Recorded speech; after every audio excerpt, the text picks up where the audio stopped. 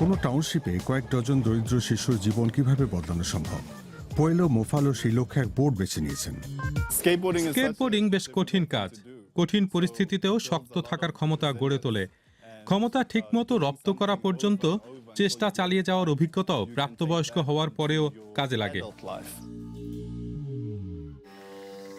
গত শতাব্দীর 60-এর দশকে দক্ষিণ আফ্রিকার অ্যাপার্থাইড সরকার কৃষ্ণাঙ্গ নাগরিকদের জোর করে সদ্য গঠিত ব্ল্যাকস অনলি টাউনশিপে সরিয়ে দেয়।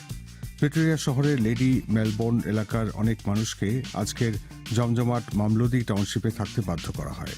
সেখানকার জীবনযাত্রা কেমন? তরুণ প্রজন্মের কাছে শিক্ষা ও খেলাধুলার মতো অনেক সুবিধাই নেই। মামেলোদি স্কেট ক্লাব তরুণদের উপর ইতিবাচক প্রভাব রাখে, কারণ এর মাধ্যমে তারা একাত্মতার অনুভূতি পায়। তাছাড়া সেখানে তারা আরও নিপুণভাবে স্কেটবোর্ডিং রপ্ত করতে পারে, কারণ দক্ষ মানুষের সঙ্গে স্কেটিং করার সুযোগ রয়েছে। আমার ছেলে যখন বলল, মা আমি স্কেটবোর্ডিং শুরু করতে চাই, আমি তখন কিছুটা উদ্বিগ্ন হয়েছিলাম, কারণ মনে হয়েছিল সেটা করলে হয়তো স্কুলের পড়াশোনার ক্ষতি হবে। ছেলে সেখানে যাওয়া শুরু করার কিছু সময় পর আমি খুশি হলাম, কারণ তার মধ্যে অনেক পরিবর্তন লক্ষ্য করলাম। দক্ষিণ আফ্রিকা জুড়ে বেশিরভাগ টাউনশিপ এলাকায় সম্পদ ও সুযোগের অভাব দেখা যায়। 2015 সাল থেকে পোয়েলো পেশাদারী স্কেটবোর্ডার হিসেবে সক্রিয়। তিনি কেন এমন সব তরুণদের জন্য স্কেট পার্ক করার সিদ্ধান্ত নিলেন? এতিমখানায় বড় হওয়ার কারণে মানুষের প্রতি আমার আরও সহানুভূতি জেগে উঠেছিল। আমি বেশিরভাগ শিশুর তুলনায় আরও দ্রুত বড় হয়েছিলাম।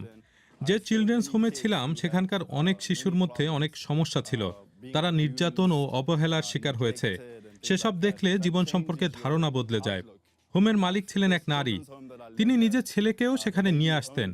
সে চিলড্রেন্স হোমে নিজের স্কেটবোর্ড সঙ্গে আনত। আমার সঙ্গে তার ঘনিষ্ঠতা বেড়েছিল। আমরা বন্ধু হয়ে উঠেছিলাম। সে আমাকে তার পুরনো স্কেটবোর্ড উপহার দিয়েছিল। তারপর থেকে আমি কখনো ফিরে তাকাইনি। গত শতাব্দীর 60-এর দশক থেকে দক্ষিণ আফ্রিকায় স্কেটবোর্ডের চল রয়েছে, কিন্তু স্কেটের উচ্চ মূল্য এবং নিরাপদে স্কেট করার জায়গার অভাবে খেলা হিসেবে সেটা জনপ্রিয় হতে পারেনি। পোয়েলো কিভাবে দামি শখকে পেশায় পরিণত করলেন?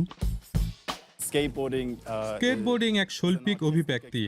এর মধ্যে ফ্যাশন, সঙ্গীত, ফটোগ্রাফি, কত কি রয়েছে। কোনো স্কেট পার্কে গেলে কোনো ফটোগ্রাফারের সঙ্গে সাক্ষাতের সম্ভাবনা রয়েছে।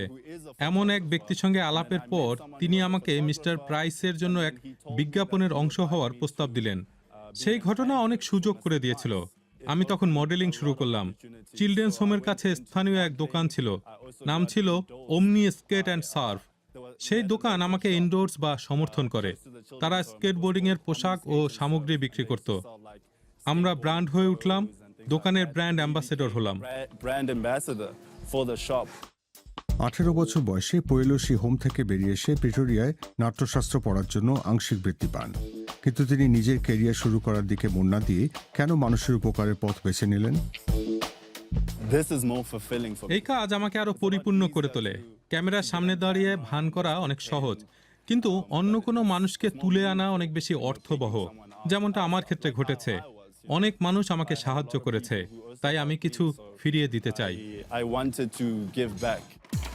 কাতানি কমিউনিটি সেন্টার সে সময় দ্য মামস স্কেট ক্লাবকে সুযোগ দিয়েছিল। সেখানকার মানুষের মধ্যে আরো নিবিড় বন্ধন সৃষ্টির ফলে সে উদ্যোগ সার্থক হয়েছে।